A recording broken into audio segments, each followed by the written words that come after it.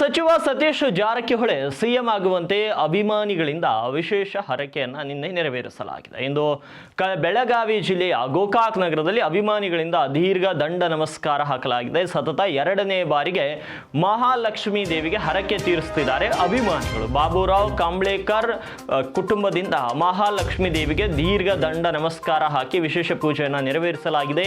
ಸಚಿವ ಸತೀಶ್ ಜಾರಕಿಹೊಳಿ ಸಿಎಂ ಆಗಲಿ ಅಂತ ಹರಕೆಯನ್ನು ಹೊತ್ಕೊಂಡಿದ್ರು ಅಭಿಮಾನಿಗಳು. ಇಂದು ಬೆಳಗ್ಗೆ ಕುಟುಂಬ ಸಹಿತ ಮಹಾಲಕ್ಷ್ಮೀ ದೇವಿಗೆ ದೀರ್ಘ ದಂಡ ನಮಸ್ಕಾರವನ್ನು ಸಲ್ಲಿಸಿದ್ದಾರೆ. ಸತೀಶ್ ಸಿಎಂ ಆಗುವವರೆಗೂ ಪ್ರತಿ ವರ್ಷ ದೀರ್ಘ ದಂಡ ನಮಸ್ಕಾರ ಹಾಕುವುದಾಗಿ ಹರಕೆ ಹೊತ್ತಿದ್ದೇವೆ ಅಂತ ಹೇಳ್ತಿದ್ದಾರೆ ಕುಟುಂಬಸ್ಥರು.